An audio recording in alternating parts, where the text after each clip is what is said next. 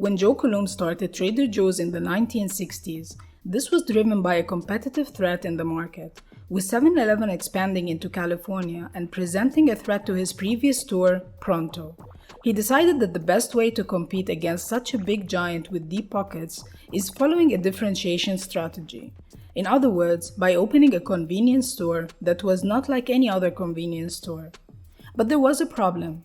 Convenience stores are hard to differentiate. They are more of a commodity business that stocks the same products that you can find anywhere else. But two pieces of information at this time gave him the best idea that changed all that. In Scientific American, he read that in 1932 only 2% of people who were qualified to go to college actually did. But in 1964, this has changed completely and went up to 60%. The second piece of information came from Wall Street Journal, which stated that the launch of Boeing 747 will take place in 1970, and that this would slash the cost of international travel when it happens. He combined those two facts with an observation he made during his work at Pronto. At Pronto, he noticed that people who are well-traveled are more adventurous with what they are willing to put in their stomach. And this is what defined Trader Joe's market segmentation. He decided to build a brand for the well-educated, well-traveled, but yet underpaid person. In his own words at an LA Times interview, he said, "Trader Joe's is for overeducated and underpaid people. For all the classical musicians, museum curators, and journalists. This has become the customer persona for Trader Joe's, a key component on which other business decisions in buying, merchandising, operations, pricing, branding, and positioning will be made based on. For example, product developers at Trader Joe's travel the world to come up with unique, quirky product ideas and recipes to stock at Trader Joe's.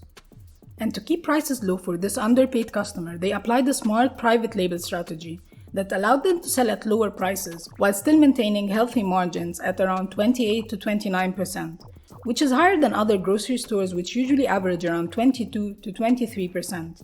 Private labeling also played a key part in their differentiation strategy, as customers assume that these products can only be found at Trader Joe's, so they keep coming back for those private brands.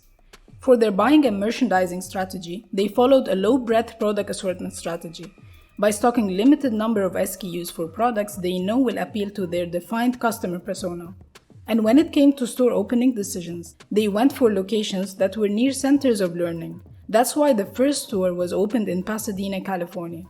This has worked so well for Trader Joe's that they became among the top retailers based on sales per square foot, and have built a cult-like customer following that raved about their products online and even petitioned for new locations to be opened.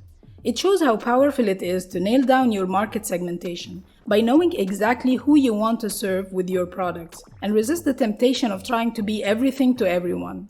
After all, you can target a narrow market segment and yet still become a multi-billion-dollar business because you were able to serve this segment exceptionally well with a highly relevant product assortment that made you become the leader in that space. The main value that a retailer brings to a certain market is a good curated product assortment that appeals to that target market, and a correct market segmentation is the first step in achieving that.